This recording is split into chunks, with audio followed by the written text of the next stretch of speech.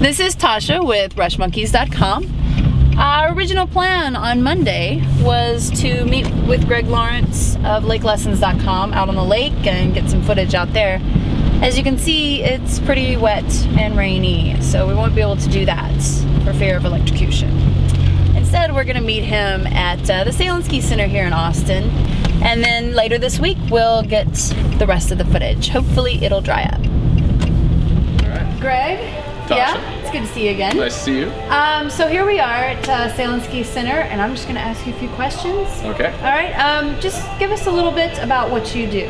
Tell us. Well, as a wakeboard instructor, basically we teach people how to wakeboard. Mm-hmm. But not just wakeboard, basically anything that you can do on the water. Water ski, wakeboard, kneeboard, wake surf, wake skate, but primarily wakeboarding, as it is probably one of the most popular sports out right now.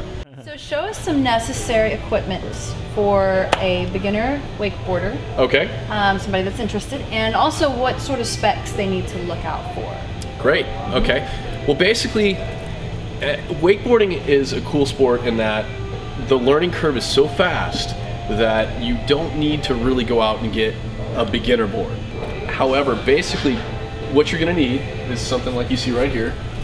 This is a Liquid Force Axis. This is basically a couple of different things. This is the board, obviously, blank, right here with boots on it. And these boots are the Vantage. They're a Velcro version, very easy to get in and out of, but yet they still give you really good support. Okay. And essentially, so you're gonna need a pair of boots and a board. Okay. Now they also offer straps. That's kind of an old school thing. You don't usually see that unless you go to a garage sale or something like that. Mm-hmm. But they do offer straps. One thing you'll notice is this board is identical, both front and back. And therefore it is going to be easily ridden both directions, both left foot forward and right foot forward.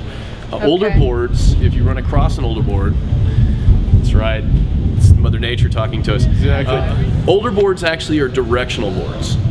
They look like surfboards. They have a nose. They usually or generally are more narrow than this, and they were designed to be ridden one direction. As the sport advanced and evolved, they went more to a snowboard type look where you can ride the board both directions equally. So much in wakeboarding mirrors that in snowboarding as well as in skateboarding. Even the names of the tricks. A lot of the names of the tricks are shared as well. So for a beginner, I mean, specifications on a board isn't too necessary, is what you're saying? It's not extremely necessary. Basically, when you look at a board, you've got a lot of different features that cause it to behave the way it behaves. Mm-hmm. The first thing that you've got is length. A board that is very long is going to be very stable. Now that's relative also to your weight and height. So like a big board that would fit maybe me if there was a small child, that board would be very long for that child. So it's going to be very stable for them. A short board is going to be very performance oriented, or even squirrely if you're not ready for it. So it's going to want to cut and behave very quickly, whereas a long board is going to be more slow and be more stable. Now the other thing about that is width. What you've got here on this particular board is a very wide board. Width equals lift. Now that equals lift both out of the water, but it also equals lift off the wake. So a wide board with a tip and tail that's wide is going to give you a lot of lift off of the wake. Now conversely, if you have a tail that's very narrow, let's see if we can find one out here that's a little bit more narrow. Okay, for example, the Phillips Oven up there is a little bit more narrow. Now a narrow tip and tail board is going to sink in the water and therefore track better. So it's going to get, as you go in to cut into the wake, you're going to have a really solid track into that wake and be able to really manipulate your power because of the edge that you can control. So you're going to get your air more through the force of your cut than you will through the width of your board. So there is a little bit of variety there in that respect. If you look at this board from the side, we call it rocker. It's the way the board curves from the front to the back. And what happens is the board with more curvature is going to actually jump easier and land easier. It's going to be a lot softer for when you go up off the wake and when you come down off the wake. However, it's going to drag through the water more. So if it feels like, if you're on a board and it feels like you're just barely pulling yourself along, that's drag. the board is dragging a lot and you're having to manipulate yourself more. So a board with more curvature, more rocker, is actually going to make you work harder than a board that's flat. But it's also going to be better at softer at jumps and landings. So there's give and take there. And then finally, one of the last things is flex. And flex is basically, if you were to put your knee in here, you see this is a very stiff board, like that. It's not going to flex a lot.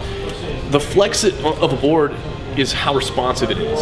If you go to make a cut and your board's very soft, it's going to be very forgiving. You're going to cut and it's not going to take right off. It's going to moderately take off. If you turn a board that's very stiff on edge, you're gone. So the responsiveness is where the stiffness comes into play.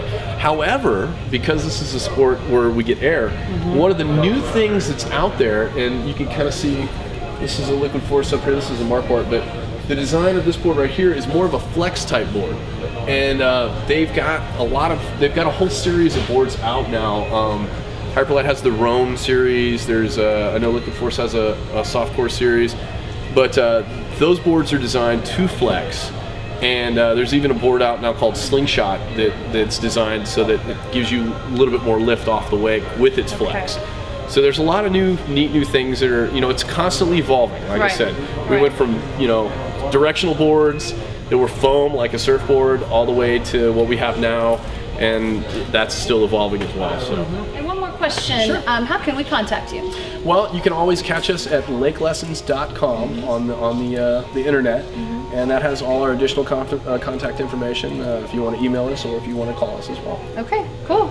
Well, thank you very much. It was awesome. There was so much information that you gave for us, and I just hope that the weather clears up and we can get out there and play around. Can't wait to get you on the water. Yeah, okay. Yeah, me too. Thank you very much. You're welcome.